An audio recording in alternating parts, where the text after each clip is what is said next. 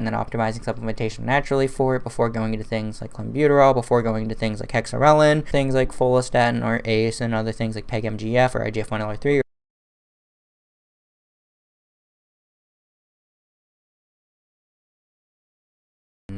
Check this out, and we are recording. Perfect. Hi everybody, I'm Damon, and today I want to talk to you guys about female cycle planning. And initially this was something that I didn't really want to do solely because I know that there's a lot of contention behind it.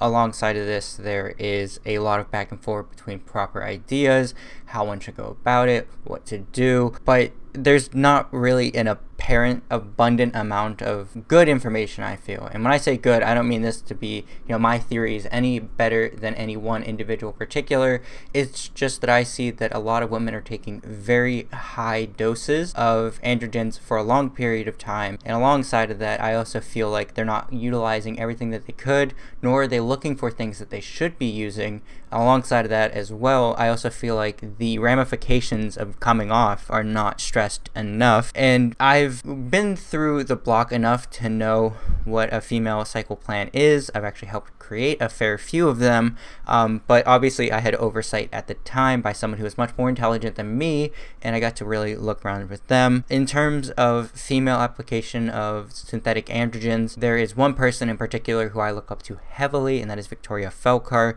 She's doing her PhD in steroid research at the moment. Actually, she just recently got engaged. I saw on her Instagram, so I'm very glad for her, and her husband seems like a great man. She's very intelligent, and while going through a lot of her content very early on, when I was understanding the concepts behind things like layering, theory behind androgen use, there's been a lot of new information, a lot of new things being created and really workshopped in terms of underground labs being able to create more products, being able to get the raw source materials a lot easier. And alongside of that, we also have things like SARMs in the mix, and with that we can really see that there is this sort of drastic and caustic push for women to use androgens. And I'm putting this out here to hopefully give someone a more holistic picture of what to look for, what to expect, and really what their options are in terms of being able to relatively safely placate their use of some of these supplements and lifestyle interventions, thought processes, and potentially compound experiences if you are an individual who is getting these compounds for the appearance or performance enhancing benefits. So when it comes into female cycle planning, you'll see that before I even get into any of the actual products or compounds to be used, I actually have a very extensive sort of list that one should go through, and these are all very important, so please do not skip to one specific part if you're saying, well, I've got this stuff, how much do I take? Because this is something that not only does a female athlete or a female performer need to think about, also this is something I feel coaches should do and should be more diligent about. I know that there are a lot of guys that are just going to give women 10 milligram tabs of Anavar and say, here you go, but that to me is reckless. So when it comes to female cycle planning, the first thing you need to do is have an accurate self-assessment. In terms of accurate self-assessment, I don't mean like, okay, well, I'm 112 pounds, I'm 5'2", I'm 37 years old. I mean, take down what you're feeling, what your thoughts are, what your reasoning behind potentially enhancing your performance is. Do you just want to look better? Do you want to compete for something? Do you want to and when I say like, do you just want to look better, I don't mean that as in like any sort of negatory or derogatory way. I'm saying be very realistic with yourself and your goals.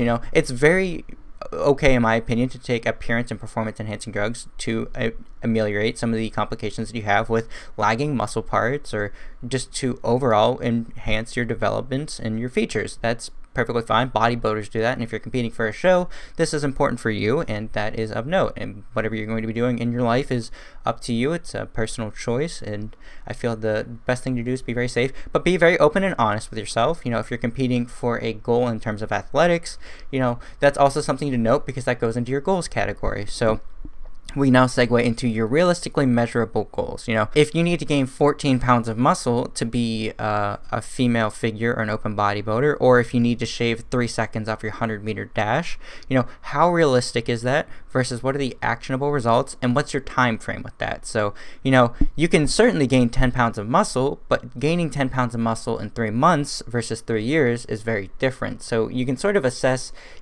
where you think you'll be in about 1 to 2 months and try to have a realistic picture. For men, it's the pound of muscle per month, or there's so much myostatin and different factors that affect their weight and total outcome, versus with women it's much smaller. You have a much more condensed time scale.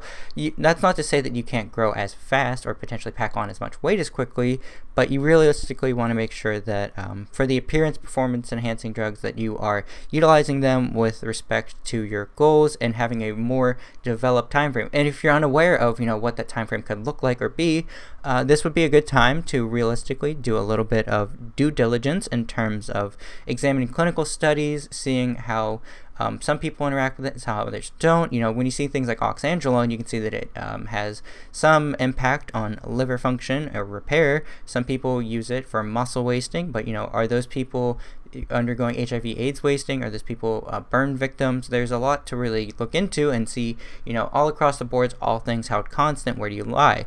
And that's another factor too, is that performance enhancing drugs are typically seen through the male lens. There's not a all-encompassing, all-enveloping sort of female athlete utility behind synthetic androgens, because androgens are virilizing. Most women don't want to have masculine features. They want to be feminine presenting. They want to have a feminine appearance, and the addition of things like cystic acne, a deepened voice, a beard growth, or the increased production of sebum and being oily, and having a Adam's apple or enlarged clitoris is something that they don't want to have as a complication. So they often will pull women away from that, and you really don't get the whole picture. There are some studies with things like Anadrol or oxymethylone. There are some things like trenbolone being used by Negma previously with the ampules. So there's very limited clinical research on the topic, and that goes for just about everything too. A lot of the utility behind it, and something that I really like from Victoria Felkar is actually that we don't know a lot, because again, this is all theory, and one theory isn't better than another, and that realistically comes down to individual experience and seeing what you can do and using the lowest amount of what you can use to get the desired goal. You don't want to essentially take your flower bed and water it with a fire hose. That's going to do more harm than good. So that's something when it comes to realistically measurable goals. Write down your goals and then write down 3 different timelines, what you want to accomplish by that goal at the halfway point and initially starting out.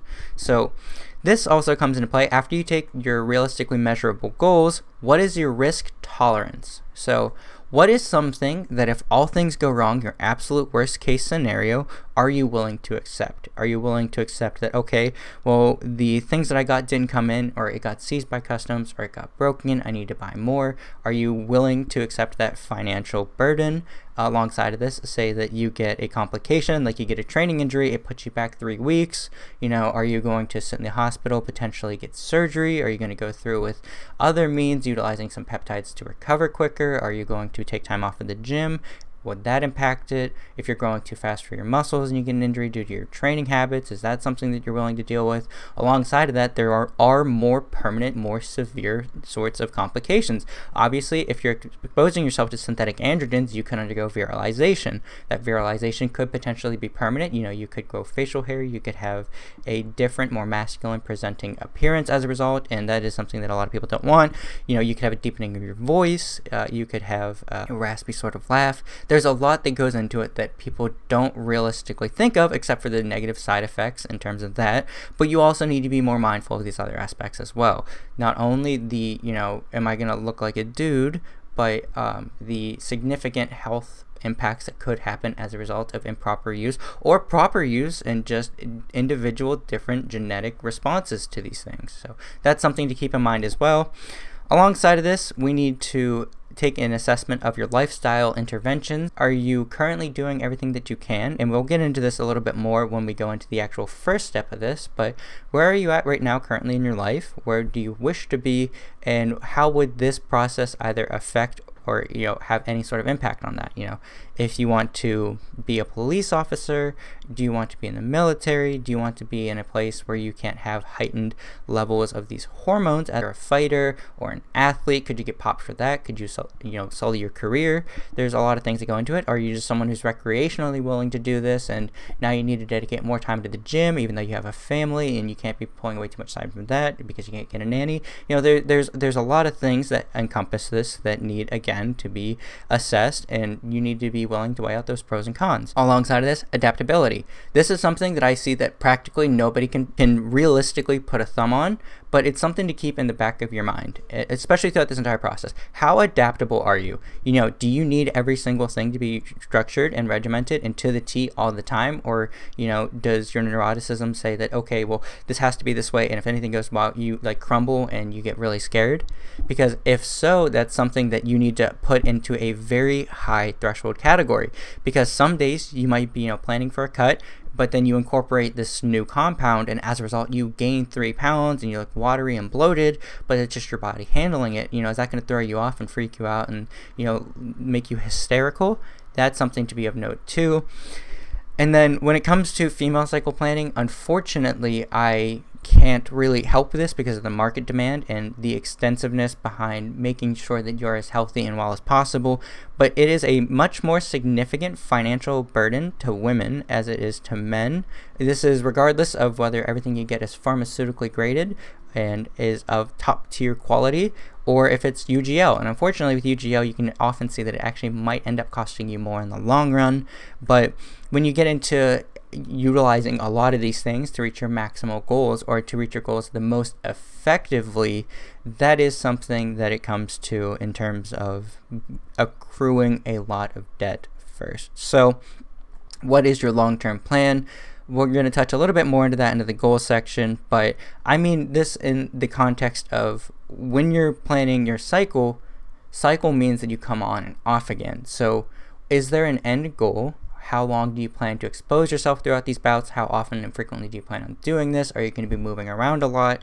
Where do you see yourself in 1 year, 5 years, 10 years? And how does that affect it? This isn't just, where do you see yourself in 10 years so you can get a job? This is your life, and this is something that needs very thorough, diligent, adequate planning. And unfortunately, this is more complex than men, because men can just jab themselves with testosterone, and as a result of their testosterone intervention, they could just go on TRT for the rest of their life. But with women, it's not that simple. And unfortunately, you do have to be more mature than men in more times than not. So I just like to throw that in there to make sure that we realistically understand that this is something that potentially impacts the entirety of your life. Okay, so now that we've got the little sub-segue into female cycle planning, we're going to get into the bare minimum foundational work. Now you can see here I actually have this in 3 different sections because these are all what I call ground zero. So first, I like to examine your personal checks, your diet, and your goal. So personal checks, this is your hygiene. So you'll notice that I mentioned earlier about like sebum and acne and facial hair growth and everything else. But besides that, there's a very interesting point that I remember hearing a few years ago. And this is something I actually don't think anybody really talks about. And this is something that I feel is important to talk about. So when it comes to female cycle planning, obviously you're a little bit different than a guy. Well, very different from a guy for the most part. But when it comes to your hygiene, I don't just mean are you showering, are you oily? There's things like vaginal pH content, and with the introduction of some things, you will see a shift in your total body. And as a result of that shift in your hormonal balance, you could be more prone to getting some of the things, like this is going to sound relatively invasive, but is there a different odor? Are you so high or low in your pH that you're getting stains in your underwear as a result? Perfectly normal. But if you're incorporating some compounds and you see that there is a significant difference in either vaginal dryness or excess lubrication as a result of things like the addition of excess androgens or the influx of a heightened sex drive, that's important to note as well.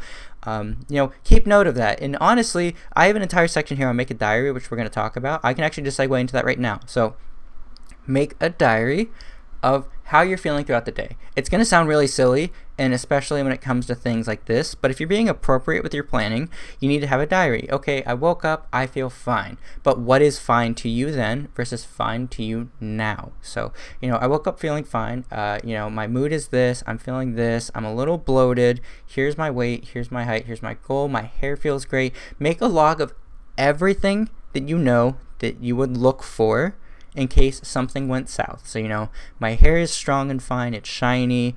I woke up today, went to the restroom, started my period last week, I feel good.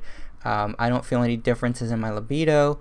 And then once you have like that little checklist, you can start to see week by week how much those things change. And I do have another set of this where it asks for feedback, and we'll get into that later. But realistically, make a diary of how you feel, how your day is, what your external factors are for stressors. Are you worried about money? Do you have a birthday coming up? Do you need to see friends? Are you planning to move? Those will all have an impact on your planning for your cycle. And I feel like that is something to be of note. I'm going to go ahead and make this full screen so that we can get a little bit of a closer picture as well. Okay, perfect. I'm still recording. Great. So when it comes to making the diary, I just wanted to do this so that everybody could see this a little bit easier. I apologize if it was a little hard to see earlier. I'm sure I've zoomed in on the video, and I'll make sure to make a note of that in editing. But when it comes to your diary, make sure that you have everything planned out and just how you're feeling, because it's also a good way to stay grounded and be grateful. And you can notice a significant bump in your weight as a result as well. Now, when it comes to internal checks, I mean, more often than not, just how are you feeling? Like, emotionally speaking, are you agitated today? What's agitating you? And are you feeling really good today? Well, what are you grateful for? Because, if you're very grateful for something, you can write that down and you can really reflect on, wow, like 2 months ago, I wasn't really that happy for it. I had COVID, I couldn't really smell, but now it's just like I finally got over that cold and I can breathe out of both my noses. And, also just take a second to appreciate that. And while we take a second to appreciate that, I'm going to let this train pass by. Okay, so it's passed for the most part, so that train's out of the way, but I really mean get a holistic sense. And again, this is going to sound silly, like some new age stuff, but it is incredibly important to keep your stress low and to keep everything in check. This is much more complex than just a guy injecting some testosterone and trenbolone. This is to make sure that you're adequate, safe, and healthy. So, alongside of this, before we get into the utility of any of these compounds or anything else outside of normal natural supplementation, which could still fall privy to having complications with some of these things, hormonal birth control or birth control in general, that is something that is going to be heavily impacted by this. If you're taking hormonal birth control, what kind of birth control are you taking? Are you taking like a Depo-Provera? Are you taking the combination? Are you doing like a Paragard, which is like a copper IUD or another form of intrauterine device? Are you doing the whole thing naturally because you're planning to get pregnant? Whatever the results are and whatever you're doing, that also plays a massive role into this, and this can't be discounted and just being chalked up to you taking more testosterone and trenbolone and ment and check drops and halodrol and Anavar, because these will have contra implications. So alongside of this, we've already talked about making your diary, but progress pictures, and it doesn't have to be anything fancy. And again, I talk about this in my how to look bangable video for guys, but progress pictures are incredibly important, and they're much more important when you're enhanced. Why is that? Because for this context, I would say do it at least 3 times a week. For guys, I recommend like twice a week, maybe once a week, but 3 times a week seems to be preferable and ideal because of the clearance times, and you can see accurately how you react and how you engage with certain additions. Ideally, you're layering these individually over time, not putting everything together at once, so you can really deduce how you feel and what you're doing. But for the most part, if you do Monday, Wednesday, and then Saturday, not Friday, or you can do Monday, Thursday, Sunday, you could do that as a reference range to see how you're feeling, what you're doing, and spacing them out appropriately. I always opt to include a Saturday or a Sunday morning, just because for the weekend, for the most people, that's when they go out, that's when they party, that's when they have a little bit of fun. And usually I say give yourself either that Saturday morning before you go out or the Sunday morning after you return. And that's realistically just to get a picture of, what to expect. Because, if you went out drinking, you had a good time, you're not going to look your absolute best, but that's important to remember. You say, okay, well, typically I look like this, but now I look like this, and this is what you see. Progress pictures over time, you can see that, wow, week 1 versus week 6, I'm a completely different person, If this is something like bodybuilding, you might get bigger or you might get leaner and fuller, and you might just look nice to the socks. But if you're an athlete and you're taking performance enhancing drugs and not appearance performance enhancing drugs, you notice that wow, like my legs have firmed up, or my arms have gotten more defined, my back is crazy. Overall, I have a stronger developed body. So that's something to note as well. And the last part I have in here, which a lot of people don't, ask for feedback on your mood. I actually recommend this to guys too, because I have so many people, so many friends even, that, oh yeah, I just take like 400 mgs of Tren-E and like I'm fine, I'm not an asshole. They don't know themselves apparently, because they're totally short with people and they're just dicks. And I mean, I'm the friend that's kind of like, dude, you like gotta chill out a little bit. Like someone's on cycle and it's like, dial it back. And it's just like, even like with myself, I realize like I'm irritable and I'm like, okay, well, like the dogs are barking, but like dogs bark, like whatever, relax. So that's just something to keep note too. And if you can do this, I would say that, just if you're someone who's apprehensive to be open about your drug use with people, then I feel like it's appropriate to just say, hey, have I been like a bitch this past week? You're like, I don't know why. It's like, I've been kind of crabby, and I think someone pointed it out, but I don't think I am. Am I? Like, if I am, just let me know.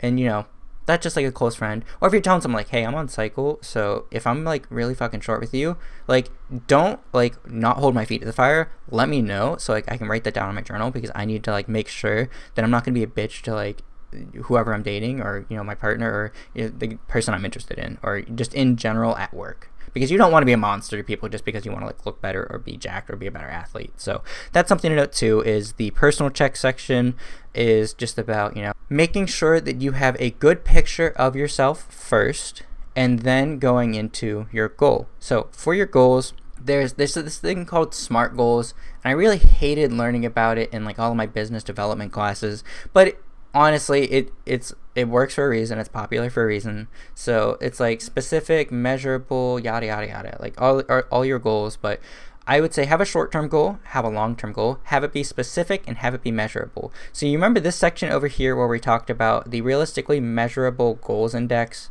This is essentially that. But alongside of this, what's your short-term goals? Okay, so how long is your cycle going to be? 12 weeks. Okay, so for 12 weeks, what do you want to have? Okay, now during your recovery, or the time after your cycle when you're coming off, how much of that do you plan on retaining in a year? If you say, well, I want to keep it the same amount throughout the year, then you're going to have to find a way to adequately retain all of that you've accrued through enhanced means. So you're going to have to figure that out as well. Now, your goals are obviously going to be specific, and you can break them down into, okay, by the end of my cycle in 12 weeks, I want to gain 6 pounds, or I want to shave off a second and a half of my time.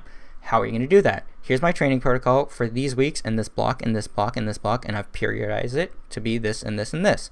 Then you can go through and figure things out and see how you either don't live up to your goals or how you've crushed them. And if you've crushed them, try to keep on pace with just your normal first shorthand goal and crush that first. Don't get overexcited or overshooting and overreaching, and keep adjusting your goals higher, because that can lead you to like the hedonistic treadmill of pleasure. And if you keep raising your goal, eventually things in your body are going to slow you down, whether it be myostatin, whether it be your ability to produce red blood cells and increase your endurance. There's going to be a lot of factors that your body's going to want to stop that as soon as possible. So if you break your short-term goal 4 weeks ahead, try to keep your initial momentum and count everything in that as a bonus, and then just apply it currently to your long-term goal and see if you can make your long-term goal realistic. So that's something to note as well. Now, before getting into it again, your diet. What's your plan for your diet? Are you counting your macros and your micronutrients? Do you have any micronutrient deficiencies? And how are you going to optimize your supplementation? So, are you working in the most efficient manner for your goals in terms of what you're consuming? Now, alongside of your diet, this could also, include things that you're consuming like media, positive self-affirmations, and all this other sort of stuff. But I mean strictly in the context of food that you're eating to reach your goals. Now, if you're like me and you're vegan, obviously you need to have a more holistic picture of your diet as well and have adequate supplementation. But are you doing keto for your goal to lose weight? Are you someone who is a high performance endurance athlete who has a lot of carbohydrates and relatively low fat intake? and you're sparsing out your protein throughout the day to be maximally beneficial for you. What are you doing in terms of your goals, and how does your diet help you plan for it? If you say, oh, I don't really have a diet, then that is the first thing to address first, because you want to see how much you can really get away with without doing much at all. So, take this time to get an adequate diet, see how you interact with it, and then the diet that works best for you, assess where you're deficient, because a lot of diets, unfortunately, do have a lot of holes in them in terms of getting everything well-rounded. And this includes not just vegans and vegetarians and people on keto, but just normal standard day-to-day diets. A lot of people unfortunately don't genuinely eat something to get every single RDI and vitamin and mineral, and that's just not from lack of trying. It's usually just the diversity of foods offered or being eaten by some people don't really give them everything that they need, and that's perfectly fine. That's why we live in the modern age with supplementation and practices as a result. So alongside of filling the holes of the gap with supplementation, there are things that you can do outside of exogenous hormone and compound intervention to reach your goals. Are you taking things like creatine? Are you taking things like l-carnitine? Are you taking boron? Are you making sure that your electrolyte balances are fine for whenever you're being adequately hydrated for your workouts? When it comes to all sorts of things like that, you can realistically throw a kitchen sink of supplements and herbs, things to help you sleep better, get higher quality production of your sleep, make sure that you're doing things well. That's something to note as well. So that's really ground zero. But if you're already taking creatine and your EAAs and your boron, your BCAAs, or not BCAAs, I don't know why I mentioned that, but things like chromium picolinate or cinnamon and all of these other sort of things that really encompass giving you an optimal balance of your hormones endogenously, as well as acute ergogenic effects before you really delve into the world of cycling. So now that we've got all of that out of the way, let's get into our first additional layer in terms of bodybuilding, by the way. I can do another section on endurance athletes and training athletes, and I've kind of alluded to make this first part encompassing that in case I do have to do that video. But if we do, then I'll go ahead and cut this part of female cycle planning, and then I'll do a separate subsection of it later for female cycle planning for endurance athletes or trained fighters. And I'll just segue that first clip, because that's all very pertinent, very standard all across the board things I feel like we should consider first. But for a bodybuilder or a woman who's looking to accrue additional muscle, this is what I call your first step. And you can do things like injectable L-carnitine and ecdysterones first. Some people prefer things like SARMs, but I would say that often your first best bet would be Beta2 Adrenergic signaling. So when it comes to this, you can see things like the utility behind clenbuterol, and although it will raise your heart rate significantly, it could give people some tremors, an electrolyte imbalance. They do have a benefit in terms of eliciting additional cell proliferation and muscle building as a result of their interactions with estrogen receptors, and their utility can be dosed relatively well. You can pulse it very easily. The clearance time for this drug inside of your body is relatively fast.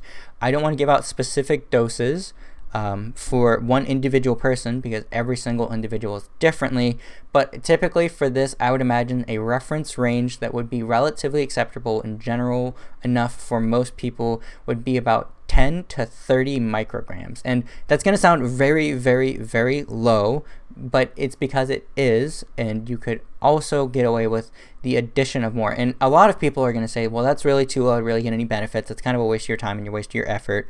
Why bother with that? Because I feel like titrating up from like 40 milligrams all the way up to 80 and then taking your cycle breaks and doing that back and forward, but between layering more things, is not the healthiest mindset to have in terms of the inclusion of these things. Now, obviously, if you say, well, that's too low, I'm going to start with 30, then you keep your 30 and you do that for like 10 days to 2 weeks, and then you take like a week pause, and then you do your training and you do 30 again, and then you titrate up to 60, and you say, okay, well, like 60 is way too much, or like 30 was too much actually, I'm going to scale it back down, and you do it to 20, and then you cycle that and you layer it and you break it. That's really it. In terms of that, you just want to make sure that you're being adequately hydrated, that you have good electrolytes, you've made notes in your journal, you've checked your hygiene, you made sure that you're not being too crabby, too irritable, what impacts it has on your performance, are you sweating too much to get a good workout, is this bad for you?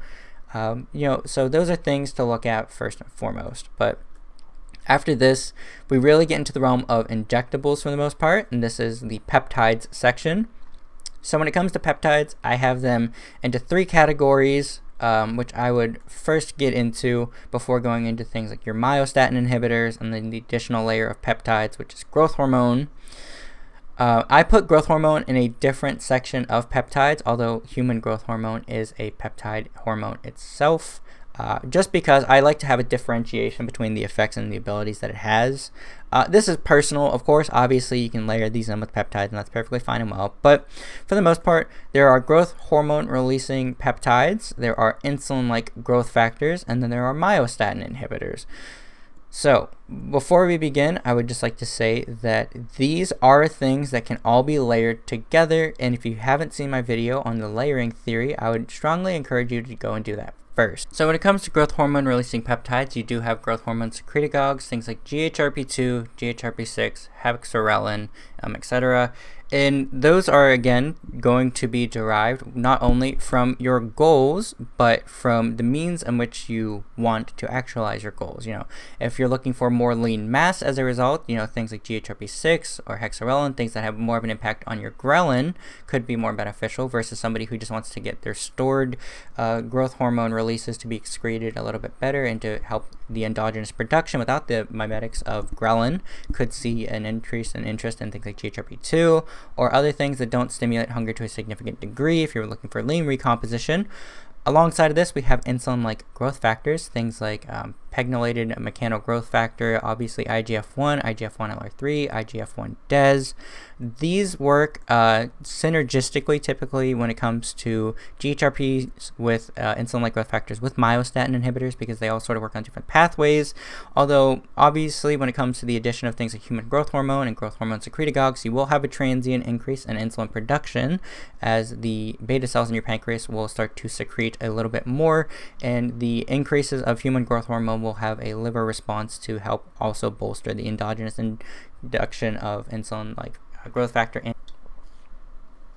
But when it comes to utilizing these, you can get away with very low doses of an insulin-like growth factor over a short period of time, and this may actually be the most preferable thing for women who are looking to accrue muscle. You could have things like IGF-1 LR3. You could dose it bilaterally into the site-specific areas that you want, and you could do this for pulsatile periods of 1 to 2 weeks at a time, see any transient increases.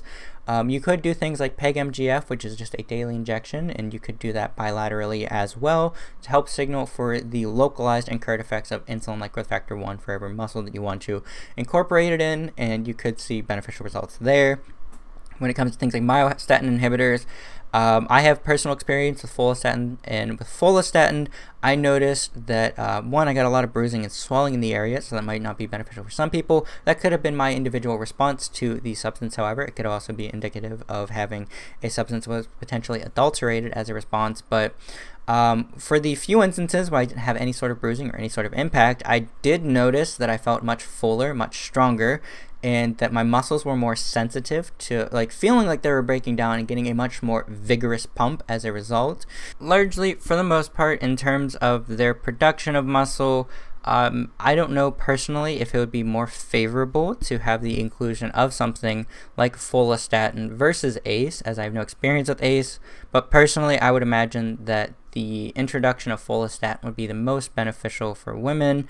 You could do something like ACE 0130 due to its abilities to not only limit the induction of myostatin, also the adjunct sort of peptides and proteins that would limit muscle synthesis as a result of its inclusion. So someone who is a little bit more adventurous could potentially do that. There are also some things like myostatin HMP, but again, that's a very niche sort of underground substance, and there's not a lot of literature to elucidate any of its potential benefits as a result. So when it comes to things like folastatin or ACE, I feel like it's reasonable to assume that a 25 microgram induction bilaterally for the trained muscle groups would also seem appropriate. So that would be 25 micrograms in each side pre-workout to help elicit the most terms of their muscle accrual. And obviously with the things like GHRPs, these are going to be dose dependent based on your weight. Typically though, with things like GHRP2 or GHRP6, GHRP2 could be anywhere from 1 to 300 micrograms daily. And in terms of GHRP6, if you're looking to bulk, anywhere from 200 to 400 micrograms would be potentially ideal for someone looking to accrue mass, with the impact that it also has on ghrelin and food eating ability to not have your appetite be so satiated. But again, that is something that should be taken very heavily with a grain of salt, because these are low end of the reference ranges. And for some of these, they're actually relatively high in the context of, female to male inclusion of these peptides. So that is something to be of note as well. And this is also not to be given as advice. These are given to be reference ranges for you, because I don't know who you are. I don't have any of your information. I don't have your journal. I don't have any of your impacts in terms of, what your estrogen is, what your blood work is, how often you train, your lifestyle, what do you eat, who do you live with, what are your environmental factors. There are so many things that have to be taken into account before you can give adequate coaching and adequate training as a result. And that's why I'm not giving, if you're a woman, you take this much and this much and this much, because you don't know, and there's a lot that goes into it. You have PCOS, and that's really just another rant before we get into the additional layer here, which is growth hormone. Now, there seems to be a lot of contention behind women and growth hormone. Obviously, there should just be contention between men and women in general by using any sort of exogenous hormone as a means to utilize their appearance or performance enhancement. But with the inclusion of growth hormone, it's not too problematic as things like synthetic androgens would be, because growth hormone production will obviously give you things like the boost in collagen. It'll give you the additional benefits in terms of like incurred IGF-1 production, higher serum human growth hormone concentrations. It will shut down the endogenous cycle of growth hormone secretion as a result of its prolonged use. So it would not be something that is ideal to bolster for a short period of time and to take breaks. This is something that does require a little bit more of a commitment, not only financially, but time-wise as well. And that is due to its nature of suppression and how important human growth hormone production is in general. Alongside of this is something that I was always told, that you wait a sufficient amount of time before you hop on.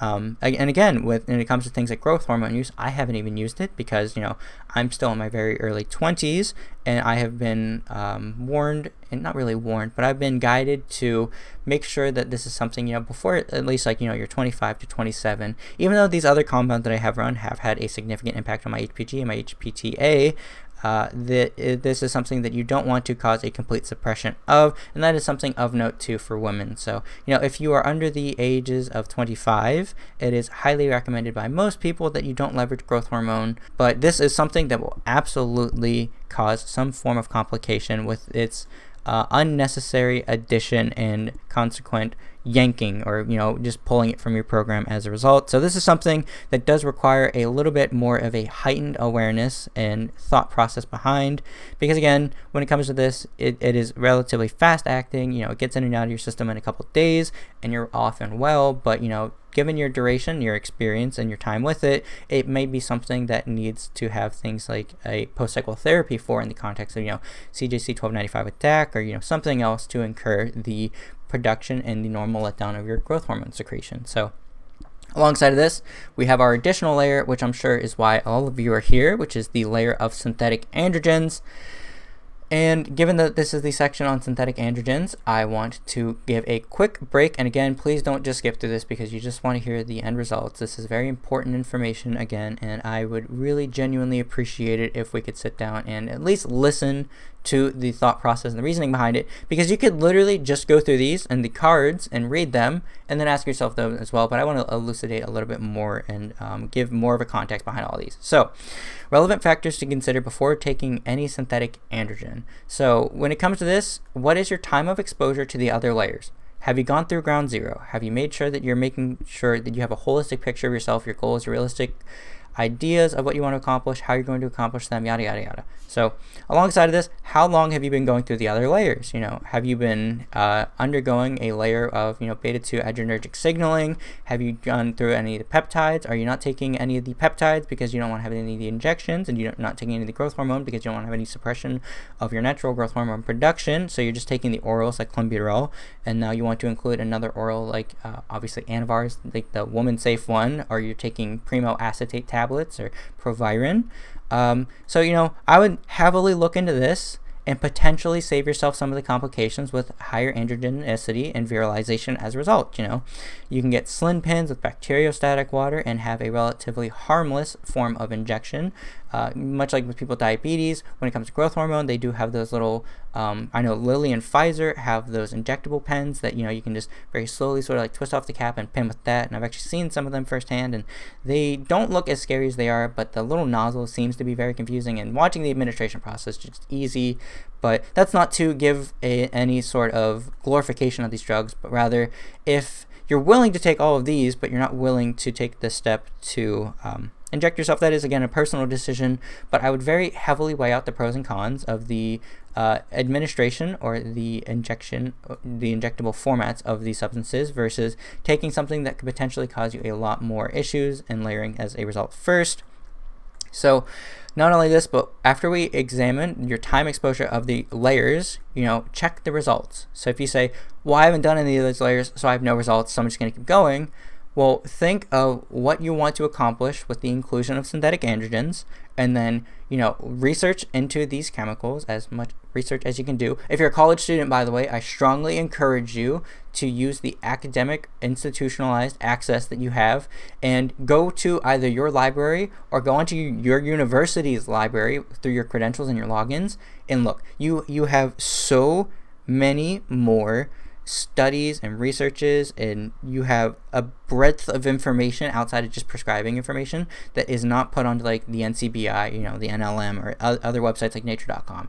If you're not a student and you don't have that access, unfortunately, you can still go through YouTube videos, and alongside the YouTube videos, you can go to things like the National Library of Medicine, the NCBI. You can go through and find a lot of this information, things like nature.com, again, to help you get a more holistic picture. And it might be beneficial for you to pick up a subscription or a monthly plan to some of these places that do give you institutional access to their research articles to sort of skim as much as you want if this is something that you're very serious about, or if you're a coach who is out of college and wants to do that. As a result, I would strongly encourage you to be more knowledgeable about the substances that you're giving to people, other than bro science, other than just small little knowledge drop video checks from other people.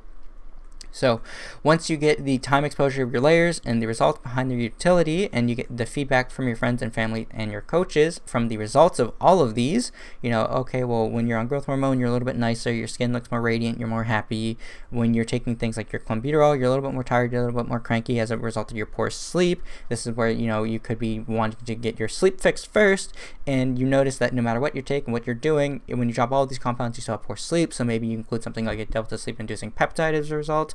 And once you get your sleep back and better, then you know that you can train and work more functionally better and recover quicker. And as a result, you would then include the things like a layer of synthetic androgens.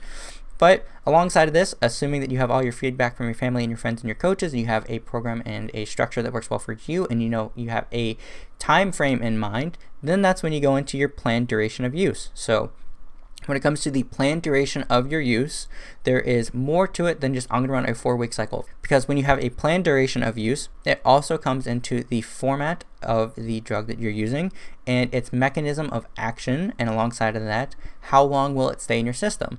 So when it comes to things like your planned duration of use, say that you include nandrolone and decanoate. You have Deca, right? It's a very mild, very safe AAS, and for the most part, it's not that strong. So you say, okay, well, I'm just going to run 4 weeks of Deca and I'm going to start my PCT.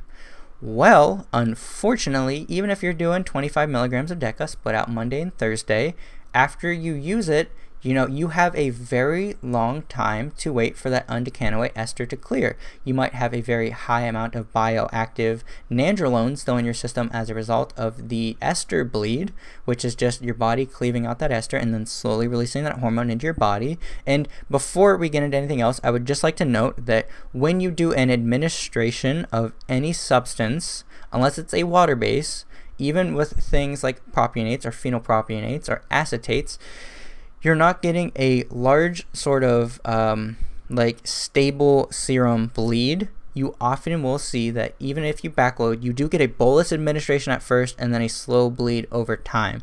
So when you say, oh, well, Deca takes 4 weeks to kick in, that's a waste of time. As soon as this substance will hit your bloodstream through intramuscular injection, you will have a bolus increase first and then a slow bleed over time. So it's not to say that it won't be working relatively fast, but typically you won't see a lot of the ergogenic benefits as a result of its primary induction.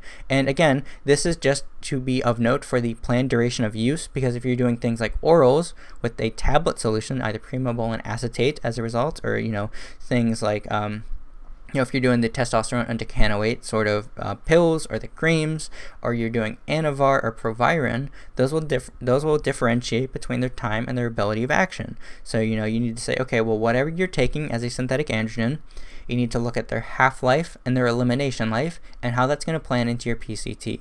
So that is something to be of note first. And that's something you need to have in as your mark, because if you're going to be taking fast-acting esters and fast-acting hormones of everything throughout time, then you can adequately plan that, okay, for these 4 weeks, I have a week off, and then a week after this, I start my PCT, and everything will be out of my system, and I'll be natural in terms of my ability to have the desired result from the incorporation of my androgens versus my other compound increases. And once I have this mapped out, we're good to go. And alongside of that, we're now going to talk about what is your desired results from the incorporation of androgens versus the desired results from potentially increasing other compounds. So again, when it comes to what your short and long-term goals are, if you haven't gone through ground zero in your first layer, your Beta2 Adrenergic signaling, and alongside of that, your peptide exposure, what are you planning to get from the inclusion of exogenous steroid hormones or synthetic androgen use that you wouldn't be getting from those other ones? Because obviously you can do things like you can blunt myostatin to a significant degree to hopefully elicit more net muscle accrual as a result of the inhibition of myostatin and not preventing your body from preventing the accrual of lean muscle tissue. Alongside of this, would you get more benefits from the inclusion of more things like higher IGF-1 levels, the insulin-like growth factor that causes a proliferation of these sorts of cells? Alongside of this, would you not get more benefits from the inclusion of things like human growth hormone for its cellular hyperplasia and accompanying hypertrophy from your training style? Because that could help potentially ameliorate some of the issues that you could be having with hypertrophy by giving you new myonuclei to bank your muscles up and to build more concurrent strength and muscular gains as a result. So when it comes to things like that, that is something to be of note too, because then again, you're not giving yourself that potential for virilization. You're not going to have a deeper voice. You could potentially be getting rid of the potential for androgen signaling or the production of facial hair or the exacerbation of existing facial hair development and darkening as a result of its use. Some people just have, naturally like hairy arms or a little bit of like a mom stash or something going on there already. And if you don't want that to exacerbate, those are things that you could look into. And when it comes to this, before you even get into your synthetic androgen of choice, what's your PCT? Do you have access to everything that you need for your post-cycle therapy? And if you say, oh, okay, well, I know everyone takes HCG and, I do that and then I'm done. That is unfortunately not the case for women. Unfortunately for men, it is as simple for most people to do their PCT and then to get on their merry way. A lot of different people have different routes of their administration practices for PCTing. For men, it's typically, you take HCG, you do Monday, Wednesday, Friday, and you do that for up to 10,000 IUs, and then you include things like Nolvadex, and you do like maybe 5 to 10 milligrams a day, but you split that out. So you do 5 milligrams in the morning, 5 grams in the afternoon, or you do 10 milligrams in the morning, 10 milligrams in the afternoon. And then I would also always encourage somebody to use sildenafil or tadalafil. I personally would say take a Cialis 10 milligrams every other day to help you with the nutrient flow and the blood flow and getting everything as freely circulating as possible, because the heightened androgen exposure could lead you to having an elevated level of red blood cell count, and you could just get sludge blood as a result, and really thick bolus blood, and you really want to get everything moving through adequate hydration and making sure that your body's healthy. But for men, they could do that. They could also do things like triptorelin to help encourage the increased production of LH. They could also do things like Kisspeptin 10. But besides that, women have it much different. So when it comes to women's utility behind these hormones, there's a lot that gets left done in terms of not only what you're layering and how that affects all of your hormones, but are you on hormonal birth control to begin with? Have you ceased your hormonal birth control for this little cycle or planning? And how does that play into things? But assuming that you're not on hormonal birth control to any degree, what is going to be an appropriate PCT? So this also comes down to your compound selection and the different factors, like how much do you weigh? What is your body fat? The more adipocytes that you have, the more estrogen dominant stores of body fat distribution you'll have. Alongside of that, you could have androgens being incurred inside of the adipose tissue. You will potentially need to leverage a lot of other pharmaceuticals to help you with the reduction of these potential andronizing or virilizing effects. Okay, so I'm going to do that second again because I had a very loud tummy grumble. But for the most part, when it comes to the PCTing, this is where the making sure that you have the induction of things like pre-steroid cycle blood work or the pre-layering cycle blood work. And alongside of that, you have one which is at your peak of your blood work, and then one towards the end before starting your PCT, and then one a few months later or a month later to follow up with it, which again is a significant financial burden, but this is to be done to ensure the maximal amount of safety for your femininity as well as your health and your well-being in general. So that is something to be of note. So assuming that your blood work has everything good up until the point of your cycle duration, and then that you have a dip in the point where you're basically reaching your nadir and everything is cleared and you're getting ready to kickstart things, how would that look for you? Do you need things like aldactone or Lasix to help flush out the excess androgens that are being stored inside of your body? Well, if you're going to be using an electrolyte displacer like Lasix or aldactone, these diuretics that will really flush out a lot and cause a lot of other signaling inside of your body that'll be causing significant stress on things like your kidneys, or, are you taking an ARB? Are you taking anything else for your blood pressure medication? There's a lot of medications that could have contraindications from this, so that is something to be note of as well. Alongside of that, if you're underweight and you're using a diuretic, that could be leading to more complications with your heart as a result of electrolyte imbalances and potentially causing a fatal heart attack. So that is something to be of note as well, unfortunately. So alongside of that, you might need more supplementation, things to help naturally endogenously kickstart your entire cycle. So our cycle may be completely off, or you might experience secondary amenorrhea. And that's something that could be potentially scary for women because they may have secondary amenorrhea that lasts upwards of 3 to 6 months as a result, even though they've done everything fine and dandy by themselves. So there's things that people try to do, like they take Vitex to help with the recomp of their fertility. They take other de-stressors. They start to incorporate more licorice. They start to take everything that they can to really get it back. And they might try even things like Kisspeptin 10 or clomiphene therapy and everything else to really kick things off. But this also comes down to your individual blood work and your preparation and your necessity. Without further ado, let's get into synthetic androgen. Hi everybody, choice. Future Damon here. So I want to go ahead and clear up some parts of this video. I originally gotten into the topic of DHTs. I went into a little bit of the dosing protocols, the reasons behind it. But I noticed I was talking in circles for a good bit of it, and then when getting into the PCT, I wasn't as concise as I would like to be. So we're just going to go ahead and reshoot this last part to make it a little bit easier to understand. So obviously there is the abundance of information about, oh yeah, women just take Anavar and they're good to go, and that seems to be the end of it, which is very weird and very strange to me. And I talk a little bit about DHTs before I cut off this part of the video, and I want to further go into that before I start to talk about anything else. So why do people typically give women DHT derivatives, or why is there such a preference for those? And essentially, I feel like due to the androgenic to anabolic ratio. We talked about that a little bit earlier, but I'm going to go ahead and put the chart up right over here. We can see that typically DHT derivatives have a very low androgen index as opposed to the very high anabolic rating. Look at things, for example, like oxandrolone or oxymethylone. Anavar versus anadrol.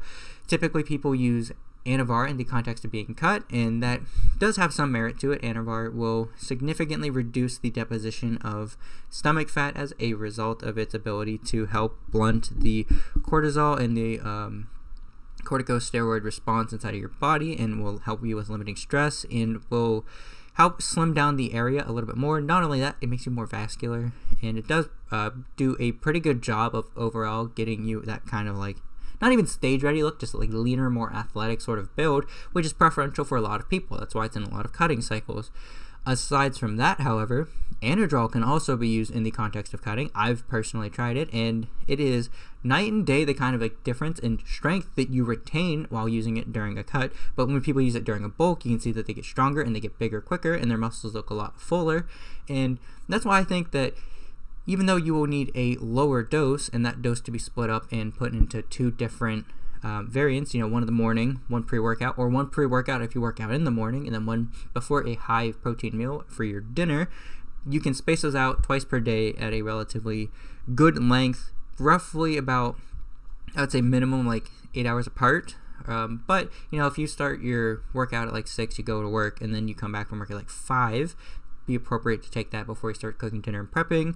I wouldn't say take them from like noon to 6, because that doesn't seem like you're getting the most optimal benefits out of it, given your day-to-day interactions. Eating your morning, breakfast, lunch. If you do one meal a day, it's obviously a different story, but spacing them out twice throughout the day is preferable for that even. But when you get things like Proviron, you notice that it is a much less pronounced effect in terms of muscle accrual versus things like drostanolone, and that is due to the very slight modifications that they have inside of their chemical structure, which elicits a far greater, although it's still a relatively small, increase in the muscle accrual as a comparison of maybe Masteron Trenbolone when it's being used in cutting cycles, but Masteron is much more potent in terms of its muscle building abilities compared to things like Proviron, and that's reflected somewhat inside of the chart. And in practical real-world use, I do notice that myself as well, that I can still retain a decent amount of mass with Masteron, but in the terms of Proviron, however, it is more of like something I use to get my free testosterone unbound, and to also help with a little bit of a hardening agent, and women could still leverage that to help get the maximal benefit from their testosterone, including that inside of their cycle as well. And before we get into anything else, I would also like to talk about things like primobolan acetate tablets, because they are largely unused or underutilized. You can see a lot of injectable forms of primobolan, and primobolan is very well tolerated. It is a very mild anabolic agent, and men, they typically will run almost a full gram of it, anywhere from like 700, which is 100 milligrams a day, all the way up to like 1.4 grams, which I personally wouldn't recommend, but people do it because it's so mild and they can really stack on a lot. That volume injection is relatively high, but to each their own, right? If you're pitting every single day, you can take 1 ml of that, and then you can put in your test prop, your trenbolone, or your ment, and then you can layer in some other things. And that's what men typically do, but women can get away with actually a fairly high milligram dosage. For them, obviously, the injection frequency would have to be daily, but the alternative to that is primobolan acetate tablets, and that's something I see that not a lot of people utilize, and I feel like that would actually be a relatively incorporable synthetic androgen into their cycle. And aside from that, what other options are there available? You could do very, very slight, very low doses of things like nandrolone phenylpropionate at a very low dose. Again, for women, it would have to be very, very low, like 0.1 ml a day every single day, and then you come off after maybe 4 to 6 weeks. Again, duration of your cycle, planned use, your PCT, all that has to come into it. But there is some places for some nandrolones, even though they are relatively high in anabolism and androgenic activity to some degree. Things like Deca, I feel like, are too long acting to really elicit some benefit for the milligram dosaging, but I unfortunately do know some female athletes that will leverage 50 milligrams of Deca per week, and then they'll come off, they'll do the whole thing and go on and do that. And yeah, I feel like the oral route is typically best for women and is best utilized by women due to its fast clearance time in and out of your system, and I feel like that's why it's so popular. Alongside of that, just the not needing to have an injection is more preferable for a lot of people, I feel, so that's maybe another reason why the popularity on it is so high. The concern with that, however, is that when you have any form of oral steroid, whether it be a methylated steroid, a 17-alpha alkylated steroid, or the position of it in general going through the first pass of your liver and going through detoxification, you are going to need a lot more than just what a typical person would need for their PCT. And when I mean typical person, I mean typical synthetic androgen user that is choosing to have an injectable format of that substance. These substances do exist in the underground labs realm for the injectable formats and variants, which even outside of that, primobolan is an injectable. You have primobolan and anthate. But those aside for just a second, the segue into our PCT would be firstly vitamins, minerals, and overall total body health before we get into the sort of pharmacology-based agents or rather just like the medications that you would have afterwards. We've touched on that very heavily to a very significant degree, but for the administration of synthetic androgens being utilized, either injectable or orally, you would need to make sure that you are keeping up on a few things. You would need things like vitamin D, you would need things like UDCA or TUDCA. Alongside of that, you would need things like zinc, boron. I would also highly recommend things like milk thistle, NAC. If you haven't seen my video on NAC, by the way, it's one of my most popular videos, but the inclusion of NAC actually does have a marked benefit for people who are undergoing synthetic androgen or AAS use, and that is because the glutathione stores inside of your body are not only being dwindled with things like paracetamol or Tylenol overdose, which is what it is commonly prescribed by the World Health Organization and is actually used for. And the supplemental form, people use it to restore glutathione and get the antioxidant capacities of sulfate and sulfur. But when you utilize anything like a synthetic androgen, you will have a depletion of glutathione, and that is what NAC does. It will help you get your endogenous stores of glutathione back to baseline, and then you get the extra antioxidant, anti-inflammatory effects of it as well. And alongside of those, I would say incorporating more antioxidant rich foods inside of your diet, as well as some supplementation practices that could also do that to a very significant degree, but also be beneficial because you need to reduce total systemic inflammation after you have had your cycle exposure. And to do your due diligence on that, you would just really need to see again where your diet has laps in their holes, and then the accompanying supplementation and the vitamins that you are incorporating as a result of that.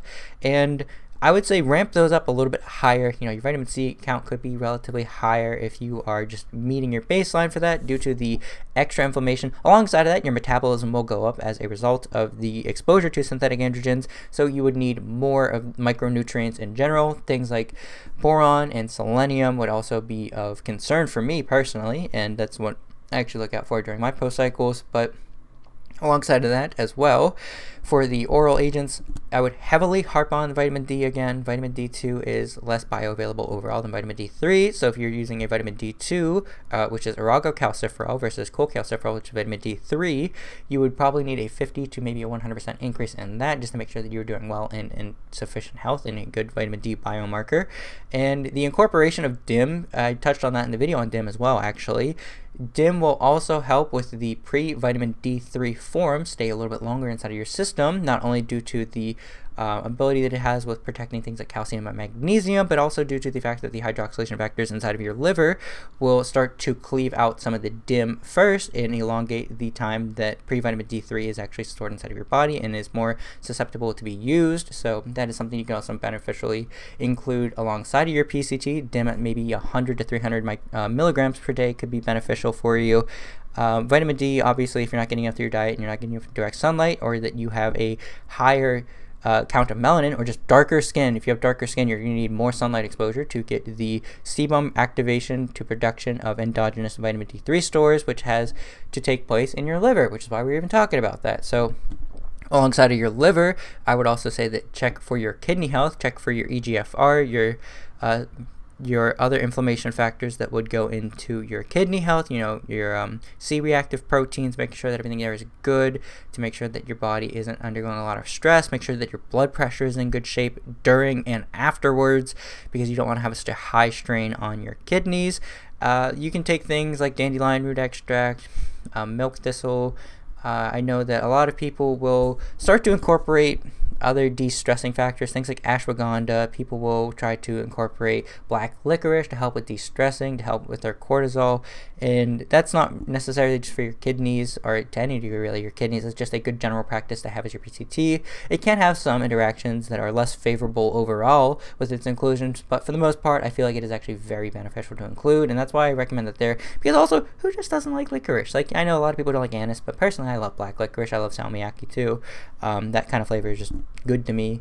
But when you include everything like that together, you can see that the holistic picture is essentially just for your PCT, Make sure that you have a sufficient source of vitamins and minerals and micronutrients in general. And when you're getting on through those and you make sure that that is in check and you're running your things like your NAC, your TUDCA or UDCA, your vitamin D, your zinc, your boron, you can go into things like also incorporating DIM. DIM will help with your estrogen metabolism. Alongside of your DIM, you can also include some things like calcium D-glucarate to help you further augment your estrogen synthesis and your metabolism of your estrogen metabolites. Alongside of those, you can also pulse things like Vitex. If you haven't seen my video on chasteberry, it's not the most clear and concise video, and there are some sections that could probably be elucidated a little bit further, but for the most part, the metabolites of it, the things like apigenin and the sort of extracts like ZE440 do have a great impact on not only the stress response of your body and the mu opioid receptors being able to signal GnRH agonists, but they will also help ameliorate some of these things. Like if you're someone using nandrolone phenylpropionate to a significant degree and you're not hyperdosing vitamin B6 during your cycle to help with the prolactin control as a dopamine agonist, then what you could be doing is post-cycle, if you happen to notice that you have hyperprolactinemia, which is just an excess of prolactin, meaning presence in blood, you could then utilize that to help you potentially signal for your lactotropes to say that, hey, we don't need to let down as much dopamine. This dopamine then doesn't have to interact with prolactin. This prolactin interaction also means that you don't need to have so much secreted in your blood. By not having it secreted in your blood so much, you can then say that your body's like, okay, well, homeostasis, we're just going to be relatively normal, maybe high normal, because we do have this exogenous sort of exposure still slowly bleeding into us in a very minuscule amount through just random metabolites attaching to receptors and bleeding out. But for the most part, you'll see people typically dose that. And after you have all these other sorts of things, you could say, okay, well, I've already gone through, I've got like either my kisspeptin, my HMG, my LH, I've got my enclomiphene, I have everything else there and good and ready. Now what do I need to do? And it could be that if you're just running things like testosterone propionate, for example, at maybe, or not even test prop or test suspension, rather if you're doing like a transdermal testosterone cream and you're getting the 5 milligrams of the cream per day and you're applying that split dose, 2.5 milligrams throughout the course of your day underneath the patch that goes into your blood and gets the serum concentrations of that, and you're not using anything else like a nandrolone based or something that will elicit a higher result of progesterone. This is also assuming, by the way, that there's no contraindications with things like hormonal birth control or a hormonal implant, because if that is, that's a whole nother layer. And again, reassess that before you do any of this, because that has a huge implication. Alongside of that, just other active medications you could take. People don't really think about the interactions between their medications. Things like, obviously if you're taking insulin, that's the first thing you probably notice as a bodybuilder. But alongside of that, things like, if you have statins, if you have anything like an SSRI or an SSRN, those have complications too as well during your PCT and during your actual cycle. So those are things to watch out for as well. Things like taking pregnenolone or DHEA, which is your pre-androgens, and those would be of potential interest to women as well to help kickstart that sort of process and to help attenuate where you may be having an insufficient amount of these present due to the overtaxation of producing only adrenal androgens for so long and the conversion factors of it. Because if you didn't know and you haven't seen my post on testosterone on the blog, the amount of testosterone that is produced in men as adrenal androgens is like less than 10% essentially. But for women, pre-androgens take up about 25%, or the adrenal androgens is about 25% of their total endogenous production. Alongside of that, however, the conversion of these adrenal androgens into testosterone is for their testosterone production. So the conversion factors there are another huge step, and essentially it's the same process between men and women to produce it. You need LH and you go through all these other sorts of things, but instead of having your Leydig cells being stimulated and doing all this other sort of stuff, you have ovarian HeLa cells, which also produce it to some significant degree. So that's essentially where it comes from, and getting those all wrapped up and well is of good health. So, you take DHEA, maybe 50 milligrams a day. Pregnenolone, you could have, honestly, a varying amount depending on, things like how stressed you are, your other things like, blanket cortisol, everything else, yada, yada, yada. That one does require a little bit more nuance before you get into, a baseline of dosing. But, you can see transient increases with just a very moderate, low dose with that. And, when it comes to things like your total androgen exposure, there could be just, weight reduction could be a good result if you're bulking to help you get rid of some of the excess androgens being stored inside your adipocytes. If not, some people do use things like Lasix or aldactone, which I briefly touched on earlier. I'm just not going to give out milligram dosages on this because I don't want anybody to have like a low reference range and use that and actually fuck themselves up because they're very tiny or that they already have an electrolyte imbalance. Again, that's something that you really need to research first before even touching as a result, and I don't feel comfortable disclosing that because my framework for that is typically seen through with men who are utilizing that drug to get competition ready, and I don't feel that I am comfortable enough to say, hey, that even if you're just a woman using this recreationally to get rid of some androgens, that, you know, this is a safe amount as a bare minimum to flush it out and get your diuretics. Now, that's why I say things like dandelion root extract. It's a very mild, natural diuretic, and is it going to get everything out? No, it's like hardly beneficial. And even with that, you know, like when I search like the actual weight reduction and water retention and the ability to excrete a lot of excess water as a result of its induction, I noticed that for one of the products I was going to formulate, which is a fat burner, that you would need upwards of like 7 to 8 grams of dandelion root extract to really get some marked clinical benefit in terms of actually utilizing it as a natural diuretic. So even again, if you're taking like 800 to maybe 1600 milligrams of dandelion root extract, yeah, it might make you pee a little bit more, but it's not like a harsh, very toxic form of diuretic. So your natural diuretic, in my opinion, way better. If you are someone who's undergoing a heavy androgen burden as a result of a very long cycle or a very egregious cycle, this may be something of necessity to you, but again, probably not. So that's something to be of note as well. But anyway, I don't want to make this portion of the video way too long. This video has already been about 2.5 hours from what I've seen, and I essentially just wanted to boil down this last part to saying that your blood work is the most important indicator for things that you can utilize in terms of making sure that you are healthy and well pre, during, and after, and then before starting your next cycle, because obviously if you're doing a cycle, nobody just does one, unfortunately, but the duration of your exposure to these androgens and these choices should be limited as shortly as possible for a myriad of reasons I've already touched on. But then again, everybody's going to do what they feel is most appropriate for themselves, and they're going to take this into their own hands. But, you know, if you're a coach and you're watching this video, I would say limit the exposure to 4 to 6 weeks maximally, like a month. Give them a break, give them a time to like reset, work with it, and then slowly start to reincorporate things. Make sure they're doing well. Make sure you take note of their performance as well as their metrics, how well they're doing, their mindset. Make sure they're not deepening their voice, they're not getting too like oily or greasy, or that they aren't starting to experience thinning or shedding as a result of the choices utilized behind it. And ideally, we would just focus on moving forward and having them with a limited exposure to synthetic androgens entirely altogether. But should someone have the option and the drive to do that, and they're going to do that, then if they're putting that onto you, the less is more approach is absolutely beneficial for this context to any specific degree. And the frustration of not getting the results that they want, including that, is of notable concern.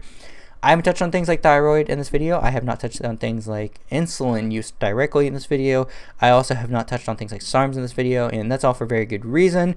It's that I feel like there are so many different fringe scenarios for each one of them, as well as, like, you know, thyroid hormone. I feel like with adequate dietary planning, adequate intervention, and the accompanying use of other compounds and factors, you don't really need to touch their thyroid hormone to a significant degree, because large in part, some of these will actually have an impact on their T3, T4 with the induction of it, and that is especially apparent in men with things like trenbolone use, that their thyroid hormone will see an elevation. And obviously with the induction of synthetic androgens causing expression of your HPG, you could see a reduction in total T3, T4 as a result of other factors blunting it on like this little sideline, even though it's not directly affecting it and causing expression through that mean.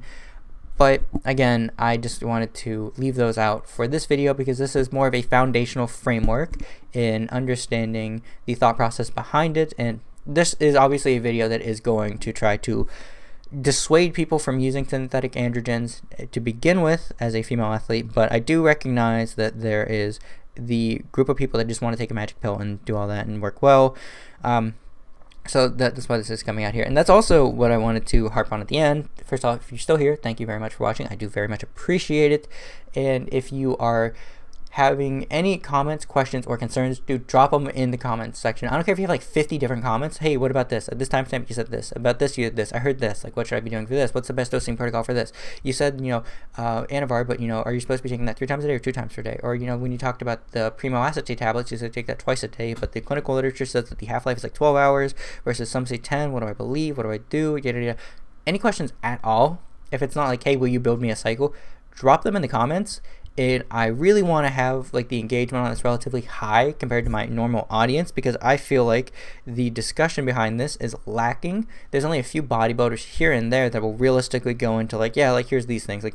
Like before Victoria Felkar, I did not hear anybody talking about this. And, it's crazy to me that like you have all these bodybuilding coaches. There's like, no, I trust my coach. What is he giving you? He's giving me Anavar and what?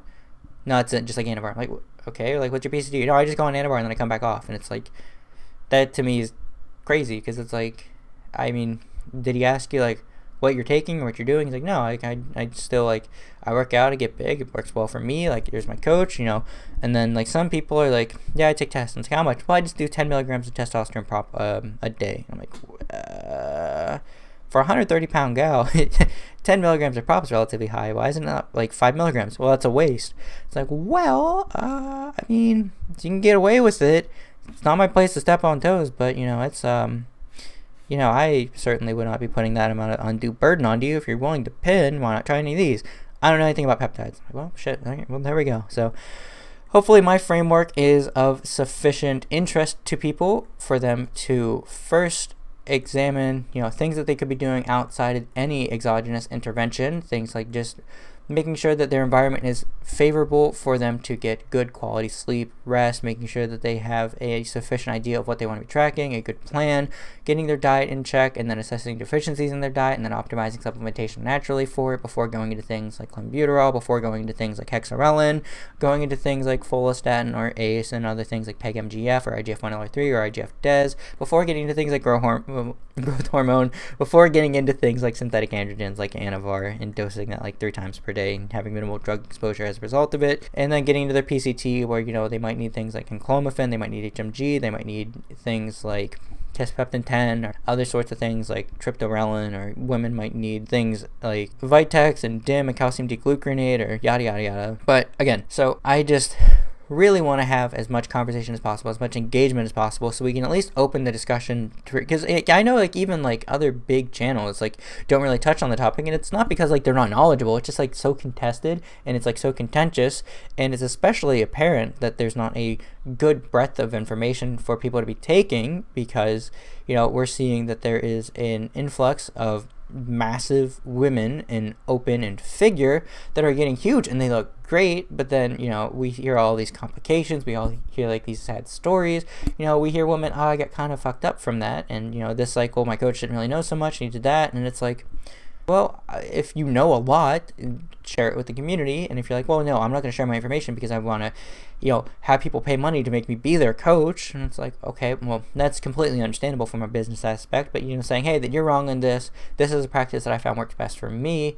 And, I would say completely avoid these and these and these. And, we could have that discussion about, okay, well, choices and compounds aside, like, you don't have to give into milligram specific dosages, but like, what are good practices to look out for? What do you personally recommend for people use? Do you prefer someone take like an AI? Do you prefer that they use this instead? Or, really engage the conversation around having a healthy, practical way for women to cycle, because at the end of the day, the fitness industry, it is infinitesimally small compared to some other things, but now with like, it's all the rage to be on roids kind of deal, I feel like it is appropriately going to segue into more women taking synthetic androgens and doing actual cycles, because now we see like 16-year-olds taking like Clen and Test and SARMs, and women are taking SARMs because oh yeah, it's not like testosterone, even though it's a selective androgen receptor modulator, and it's not going to make me like grow a massive clit, and I'm not going to have like a beard, and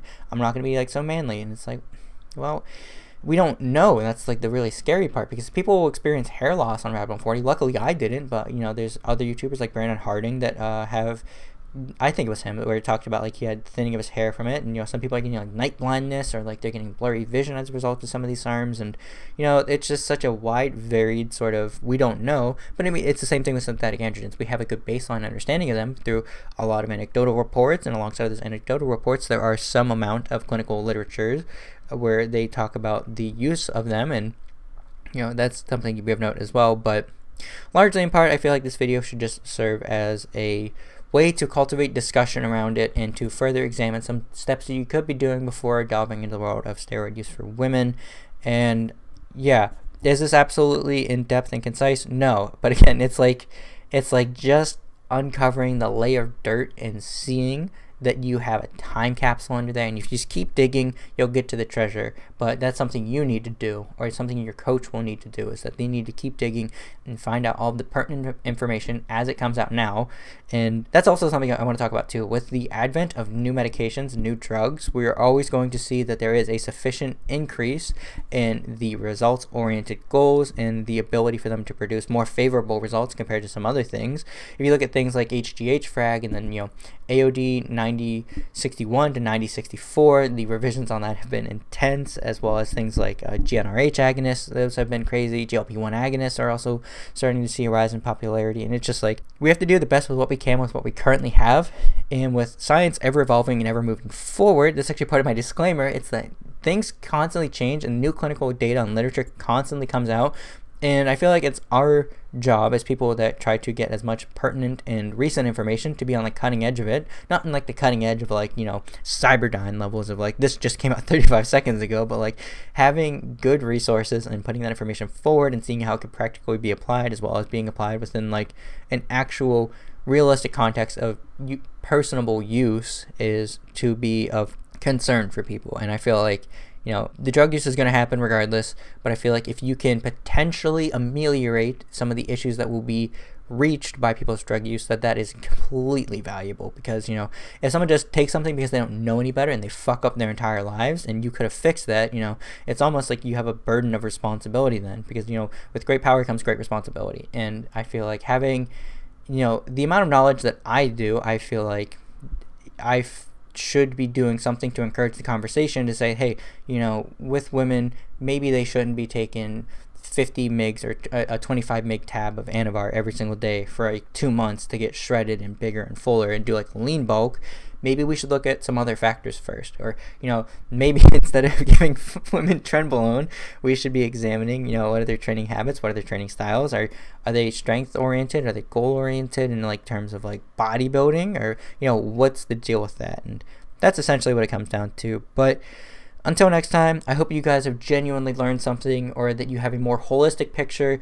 I don't think in terms of like actual milligram dosaging anybody's going to learn anything very actionable, but there are some parts here where you have like a rough reference ranging guideline that could potentially be utilized. But again, it's very nebulous, because I don't want to give this is a safe cycle for women. You could take the this and this much and like have no contra implications at all, because for some things that does work. Like you can take a very low dose of growth hormone and you can see okay results in terms of lipolysis. Is great? No, but you could do it, and you could actually see cellular hyperplasia to some degree because of IGF-1 factors. But it's like some other things, like it is not that gradient. It is down to individual response. And part of that is just making sure that everybody's safe and everybody's healthy, because at the end of the day, you don't want women to have to go under taking this much Anavar, and I'm gonna have like this much testosterone. You're also gonna have like trenbolone, you're gonna have HGH and DNP and all these other things, like Clenbuterol. And it's like you could realistically do with like half of that being gone. And again, not to like step on any coach's toes, or like have someone forward them this video and say like, hey, your practices are shitty because your clients hate it and they're virilized, and like other coaches are like, oh well, you have dead clients because of your use of like improper diuretics abuse and all these really high doses. More or less just to realistically help the circulation of information reach where it needs to go within the realm of the fitness industry. So I think that should just about wrap it up. I've been talking for way too long for this just to be an additional portion of the video. I'm sure it's been like 25 minutes at this point, but I'll trim out the fat, and until next time, toodles.